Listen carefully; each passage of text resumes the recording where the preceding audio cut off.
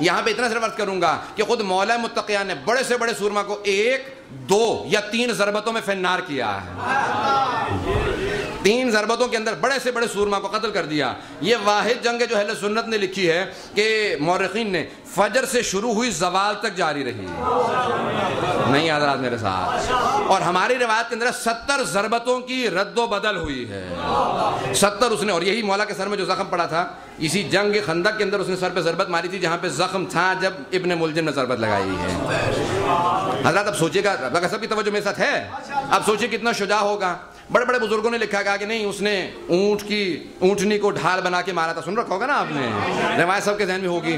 یہاں پہ ایک بہت بڑے بزرگ مولانا اظہر حسن زیدی صاحب کا جملہ میں نے کسی اپنے بزرگ سے سنا ہے، وہ کہتے تھے کہ اظہر حسن زیدی صاحب نے کہا، ایک بہت ان سے پہلے خطیب نے تقریر کی، کہا کمال کوئی نہیں تھا، حیدر کرار نے اس کو عامر ابن عبدود کو قتل کر دیا، کہا وہ کمال نہیں تھا، کیوں؟ کہ اس نے خود سے کہا یا علی واپس چلے جاؤ، میں تمہارے بابا کو جانتا تھا، میں بابا کو جانتا تھا، ابو طالب بہت عظیم آدمی تھا، میں ابو طالب کے بیٹے کو قتل نہیں کرنا چاہتا۔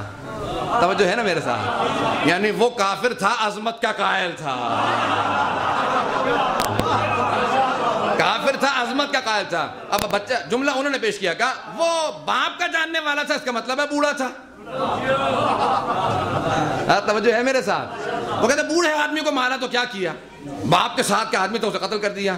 چلے بھئی بیمار رہا ہوگا، ٹانگیں کانپتی ہوں گی، ٹی بی کا مریض ہوگا، ہاتھوں میں راشا ہوگا، بینائی کمزور ہوگی، کانوں سے سنائی نہیں دیتا ہوگا، ساری دنیا کی بیماریاں ہوں گی، تو اگر اتنا ہی کمزور تھا تو کوئی بزرگ کیوں نہیں چلا گیا؟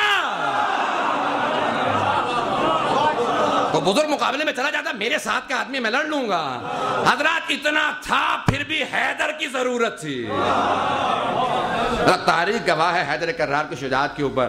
حضرات جہاں پہ شجاعت ایسی ہو، اور واحد جنگ ہے، واحد جنگ ہے جنگ خندق، غزوہ خندق، جہاں پہ پیغمبر صلی اللہ علیہ وسلم نے خود سے فرمایا کہ جب علی بن ابی طالب جا رہے تھے تو خدا نے 3 فرشتوں کو نازل کیا، متعدد مقامات میں نازل ہوئے ہیں، جناب جبرائیل، میکائیل اور جناب اسرائیل، یعنی ملک الموت، یہ 3 فرشتے جب بستر رسول پہ شب ہجرت سو رہے تھے وہاں پہ بھی آگے تینوں کھڑے ہوئے تھے، قصیدے پڑھ رہے تھے، اور خدا نے مطالعہ نازل کیا کہ دیکھو تم کہتے تھے انسان کو خلافت مت دوں، دیکھو مجھے ایسے پہ ناز ہے۔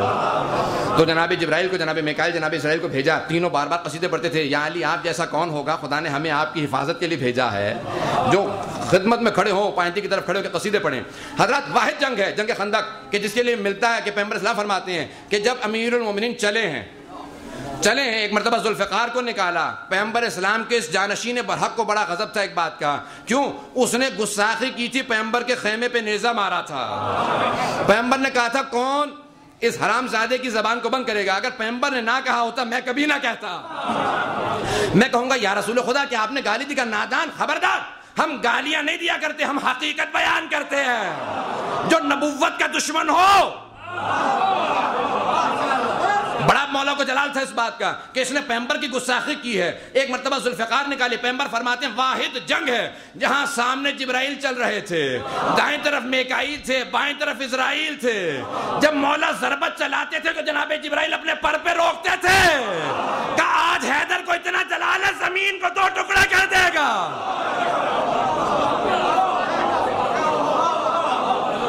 غیرت علوی کو برداشت نہیں تھا، پیغمبر کی جسارت ہوئی ہے۔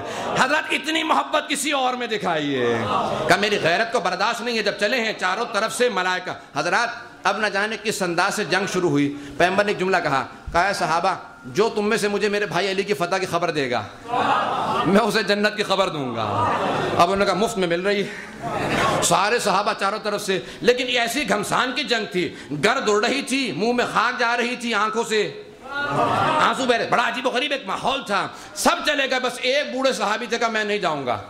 لوگوں نے کہا تو آ بھی کہاں سکتا ہے، نام ہے سلمان، کہا نہیں تم چلے جاؤ میں یہیں بیٹھا رہوں گا۔ حضرت سب کے سب چلے گئے، چاروں طرف سے گھیر لیا، جنگ ہو رہی ہے، تاریخ کے پراہے میں دیکھیے گا، حضرت توجہ میرے ساتھ توجہ رکھیے گا، جنگ ہو رہی ہے، ایک مرتبہ تلوار کے چلنے کی آواز آ رہی، جھنکار سے پتہ چل رہا تھا کوئی اسد، کوئی حیدر مصروف ہے، جنگ ہے، بس چاروں طرف سے اللہ اکبر کی آوازیں آ رہی تھی، بڑے بڑے افراد گھوڑوں پہ سوار، اونٹوں پہ سوار، کسی کے پاس خچر، کسی کو ٹانگوں پہ، بڑا ناز تھا. کام تو پہاڑوں پہ بھی بھاگ لیے، پہلے پہنچ جائیں گے. حضرت بڑا عجیب و غریب سا ماحول تھا. سب ایک خبر دینے پہ جنت ملنے والی تھی، چاروں طرف سے موجود تھے.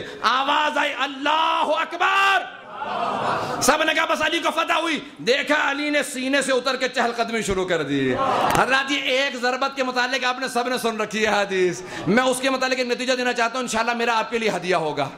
سنیں گے حضرات؟ حضرت ایک مرتبہ پیغمبر صلی اللہ علیہ وسلم کا ضربت علی من یوم الخندق افضل عبادت من عبادت ثقلین، علی کی ایک ضربت ثقلین کی عبادت سے افضل ہے. یا رسول خدا 70 ضربتیں چلی ہیں، کون سی ضربت؟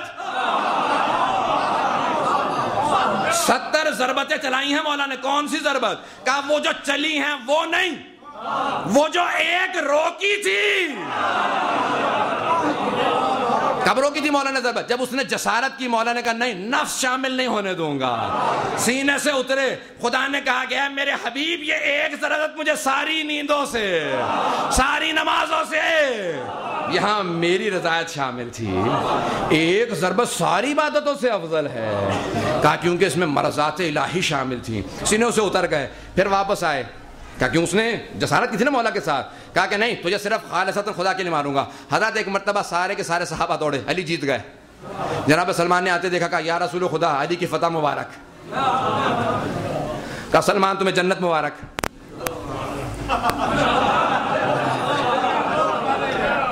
اب باقی سارے ایک ہاں تک ہم یا رسول خدا علی جیت گئے. کہا پتہ. دوسرے نے کہا یا رسول خدا علی کی فتح مبارک. کا بس سن چکا. اب تیسرے چوتھے، یہاں تک کہ لائن سارے صحابہ آ رہے ہیں. آخری والا بھی کہہ رہا ہے یا رسول خدا شاید. کہا یا رسول خدا کس کو جنت ملی؟ کہا سلمان کو. کہا کیسے؟ یہ تو گیا نہیں تھا. سلمان تجھے جنت کیسے ملی؟ کہا میں نے تمہارے بھاگنے کے انداز سے،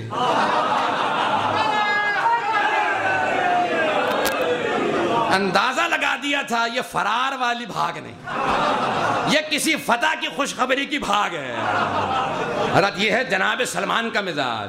حضرت ایک مرتبہ سارے دیکھنے لگے، سامنے سے فاتح ہے جناب امیر المومنین فاتح خندق، ہاتھ میں عمر ابن عبد ود کا سر، ذوالفقار سے خون بہتا ہوا. اب میں نقشہ کس طرح سے کھینچوں گا؟ سامنے امیر المومنین کی ذات گرامی آ رہی ہے. ایک صاحب نے کہا یا رسول خدا یہ علی کا چلنا مجھے پسند نہیں آیا. پوچھا تجھے کیوں پسند نہیں آیا؟ پیغمبر اسلام کو ایک لفظ سننا برداشت، حتیٰ ازواج کو ڈانٹ دیتے تھے. خدا کی قسم اگر کسی نے کبھی کہا علی سے متعلق، امیر المومنین سے متعلق، پیغمبر کو برداشت نہیں ہوتا تھا. خبردار علی سے متعلق، زہرا سے متعلق میں کوئی بات نہیں سنا کرتا.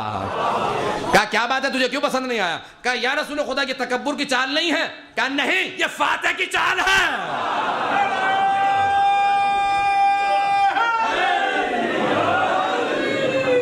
ایک مزاج علوی کچھ ایسا مزاج تھا. حالات ابھی میں کیا کہوں کہ 40 منٹ میں نے پڑھا، میرا موڈ بن رہا ہے، لیکن میں حق نہیں لینا چاہتا. قبلہ غابہ موجود ہیں، انشاءاللہ تعالیٰ ان سے سنیں گے بھی، استفادہ بھی کریں گے انشاءاللہ. نہیں، مولانا سے بھی ہم بھی استفادہ کریں گے، کیونکہ میں نے اسی لیے پہلے پڑھا کہ مولانا کیونکہ کہہ لیجیے کہ دونوں بہترین انداز سے اپنے فرائض انجام دیتے ہیں اور مجھے صرف نثر پڑھنی ہوتی ہے. تو مجھے اندازہ تھا کہ میں زیادہ وقت نہ لوں، اس لیے مولانا کے لیے زیادہ سے زیادہ وقت میں آپ لوگوں کے لیے دے دوں تاکہ آپ لوگ ان سے استفادہ کریں. اسی لیے پہلے پڑھنے کے لیے میں نے کہا، شاہ صاحب نے جب کہا میں نے کہا مجھے پہلے پڑھوا لیں تاکہ پھر مولانا آرام سے پڑھیں اور انشاءاللہ تعالیٰ آپ لوگ استفادہ کریں، کیونکہ مولانا قصائد بھی سنائیں گے، نظم بھی سنائیں گے، نثر بھی سنائیں گے. حضرت توجہ ہے، آخری جملے چند جملے پیش کرنا چاہتا ہوں. اگر سنیں گے، جاگتا مجمع ہے میرا، نہیں ایسے نہیں ہے، یعنی مجمع ایسا ہو کہ میں یہ جو بات پیش کروں گا. ہاں حضرات، آپ نے ہمیشہ سنا ہے نا بیت اللہ میں آمد ہوئی. عربی کے 2 لفظ ہیں گھر کو بیان کرنے کے لیے، ایک ہوتا ہے دار، دوسرا ہے بیت. توجہ ہے، دار جہاں 4 دیواری ہو عربی میں کہتے ہیں اسے دار، اور بیت یعنی وہ بھی گھر ہے، لیکن فرق کیا ہے یہی میں پیش کرنا چاہتا ہوں. خانہ کعبہ کو دار اللہ نہیں کہا جاتا، بیت اللہ کہا جاتا ہے. گھر جہاں 4 دیواری ہو وہ گھر ہو سکتا ہے، عمارت ہو سکتی ہے، لیکن گھر گھرستی سے ہوتا ہے. اگر توجہ ہو میرے ساتھ، گھر گھرستی سے ہوتا ہے. بیت مبیت سے ہے، باتا یبیتو. جہاں پہ شب گزاری جائے، رات گزاری جائے، کسی نے وہاں پہ شب گزاری کی ہو، کسی نے رات وہاں پہ رات بسر کی ہو، تب بیت بنتا، نہیں تو دار رہتا ہے۔ حضرات توجہ کیجئے گا، کسی ایک کا وہاں